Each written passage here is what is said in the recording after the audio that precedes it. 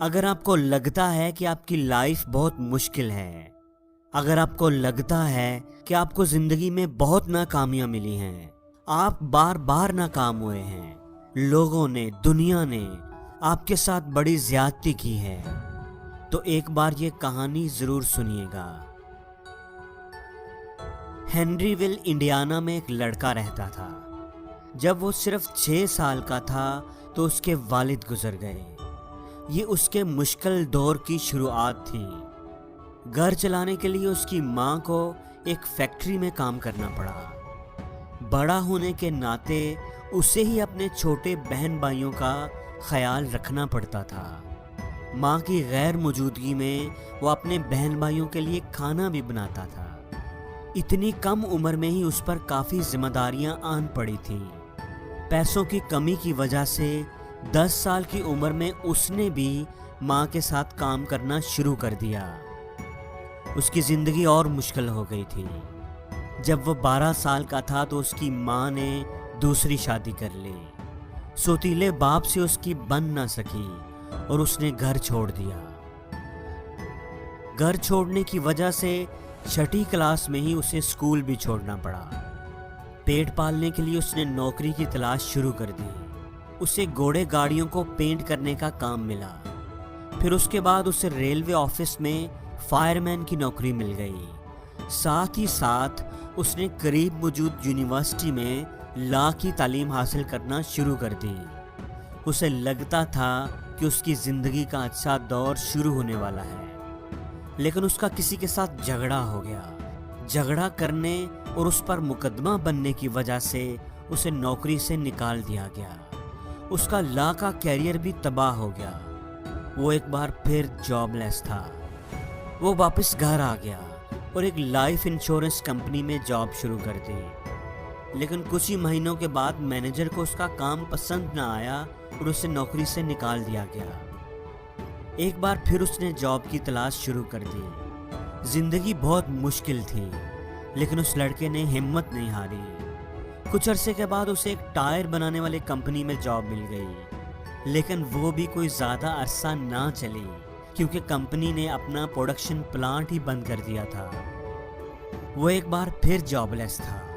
اس دوران اس کی شادی بھی ہوئی، لیکن بار بار جاب لیس ہونے کی وجہ سے اس کی بیوی بھی اسے چھوڑ کر چلی گئی۔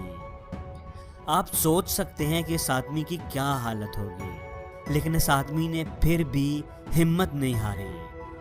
40 سال کی عمر میں اس کی ملاقات ایک آئل کمپنی کے جنرل مینیجر سے ہوئی، جس نے اسے اپنا ایک گیس اسٹیشن چلانے کے لیے دیا، لیکن کچھ عرصے کے بعد اس کمپنی نے وہ گیس اسٹیشن بھی بند کر دیا اور یہ آدمی پھر سے جاب لیس تھا۔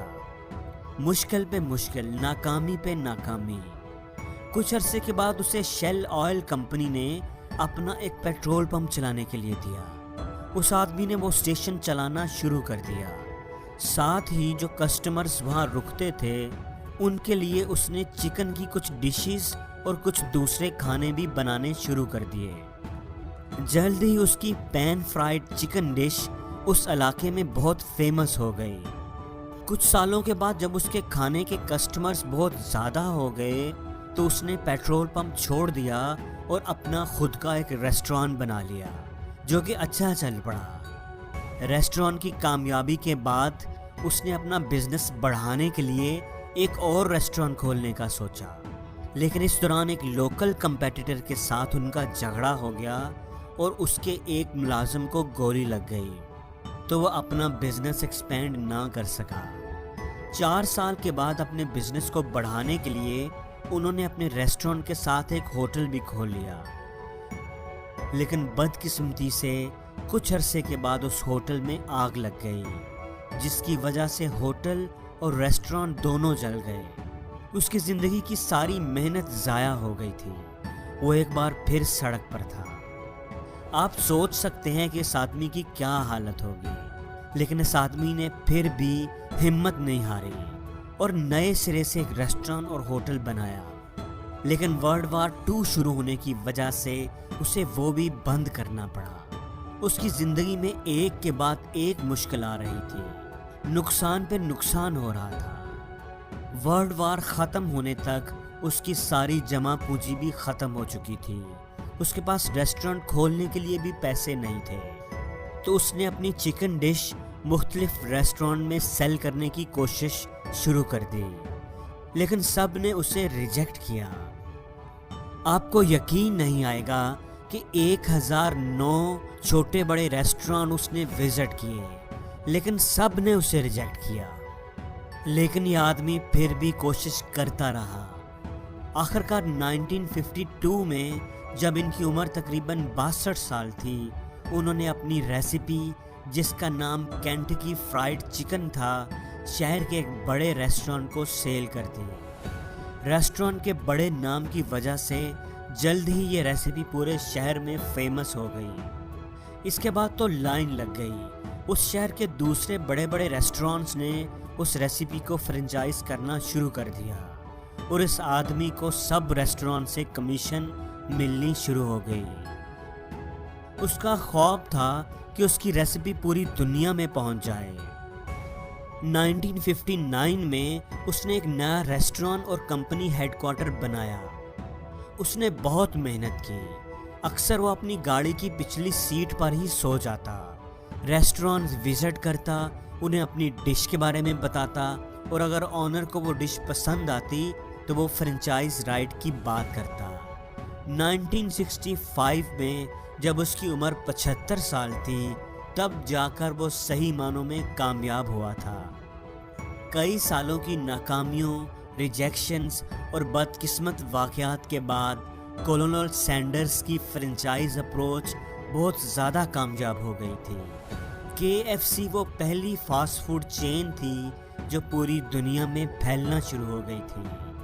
کینیڈا، UK، میکسیکو اور بہت سارے دوسرے ملکوں میں اس کے آؤٹ لیٹ قائم ہونا شروع ہو گئے تھے۔ وہ پوری دنیا کا سفر کرتے، اپنے ریسٹورانٹس کو وزٹ کرتے اور کسٹمر سے ملتے۔ 90 سال کی عمر میں ان کا انتقال ہو گیا، اور اس وقت KFC کی 48 ملکوں میں 6000 سے زائد ریسٹورانٹس تھے۔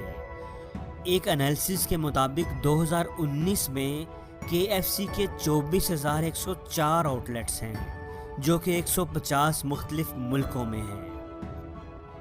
اگر آپ کو بھی زندگی میں بہت ناکامیاں ملی ہیں، نقصان اٹھانے پڑے ہیں، لوگوں نے آپ کو ریجیکٹ کیا ہے، ڈسکریج کیا ہے، تو آپ کولونل سینڈرز کو ضرور یاد کرنا، جنہیں بہت ساری جاب سے فائر کیا گیا، ان کا کیریئر تباہ ہو گیا آگ لگنے اور ورلڈ وار کی وجہ سے۔